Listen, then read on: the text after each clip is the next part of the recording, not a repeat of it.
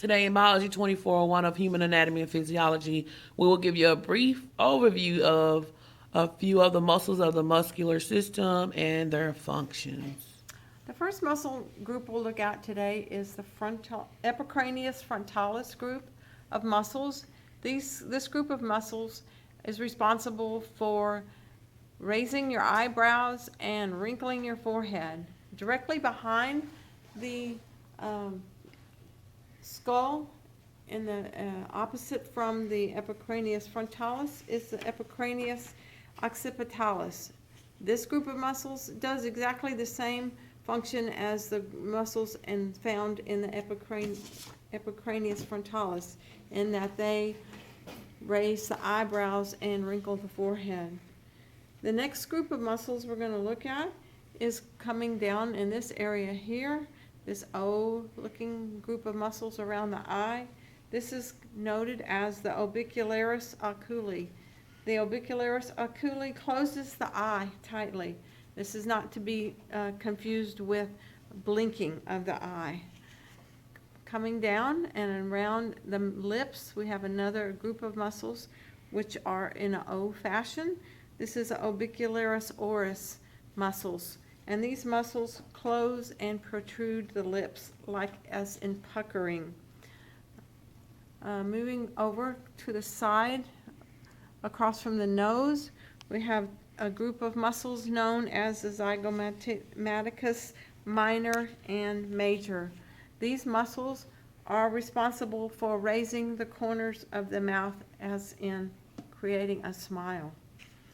Now coming across over into this area here is the masseter, and the masseter is muscles that will close the jaw and raise the mandible.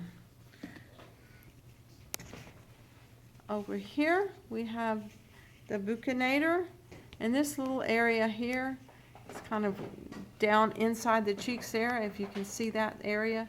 This buccinator compresses the cheeks. Moving up toward the center of the skull, right above the ear, we have the temporalis muscles.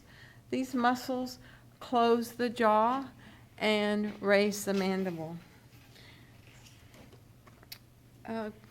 Moving down and on either side of the neck, there are a group of muscles known as the sternocleidomastoid muscles. These muscles work in conjunction with each other, or if just one set of the muscles is contracting, the head can turn to the opposite direction. In the case where both sets of muscles are contracting at the same time, then the head can flex forward and down toward the chest and raises the sternum. Moving down toward the back of the anatomy and across in the shoulder areas, we have the trapezius muscles, a very large band of muscles. There are several movements associated with these muscles. They are primarily with the movement of the scapula. It causes rotation, elevation, and depression of the scapula. Moving over to the shoulder area, this is the muscles known as the deltoid area, deltoid muscles. These muscles abduct the humerus and flex or extend the humerus. This is also well known for a site for injections. So if you're getting a shot in your shoulder, it's going to be right in this muscle area right here. And moving down toward the hip here, this first group of muscles will be known as the gluteus medius. And look out, that's another place where you're going to get an injection if your doctor calls for you to have an injection in your hip. This muscle abducts the thigh, and like I said, it is a site for injections. Moving down past the gluteus medius, we have this large group of muscles, and this is the gluteus maximus. This group of muscles is responsible for extending the hip and the thigh.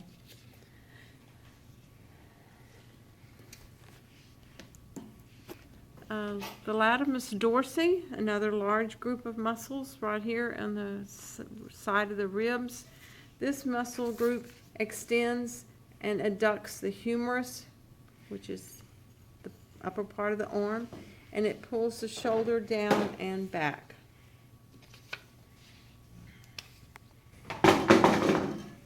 Okay, in review of what we've just seen, we're just going to do a quick review.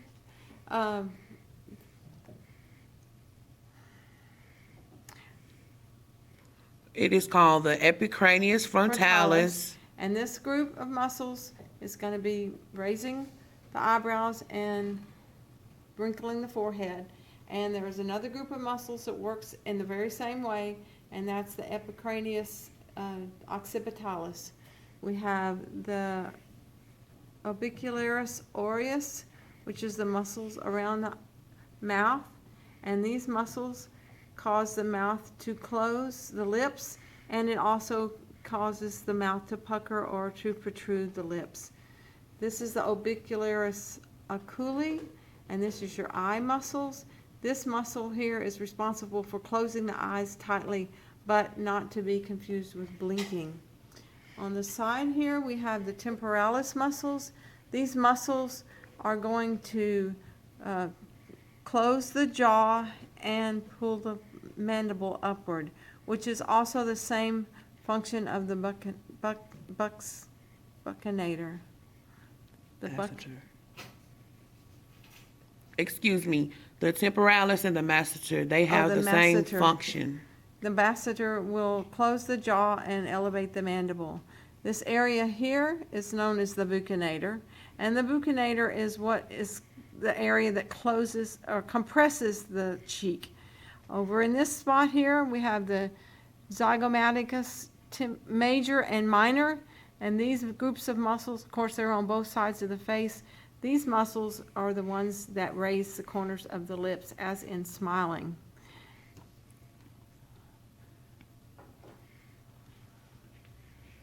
We're going to move on down to the sternocleidomastoid, and this is a group of muscles right alongside the neck, and there's a group on each side. These muscles will, if one set of muscles is contracting, the face will, or the head can turn in the opposite direction. If both sides of muscles are contracting, the head will flex downward and the sternum will raise upward. Okay, we're going to move over to the back side, and we have the trapezium muscles that are here. We have the deltoid muscles that are here. These deltoid muscles are, of course, remember where you get in injections. This is the latissimus dorsi, this area right here, this large group of muscles right here. And then we've got the gluteus maximus, which is the group of muscles right here on the hip. And these muscles again extend the thigh and the hip, and then right above that is the gluteus medius, and this is also another injection site, but this group of muscles adducts the thigh, and like I said, it's a site for injections. Okay. I have just completed the overview of the muscular system of just a few muscles. I hope this tutorial was helpful, and good luck on memorization.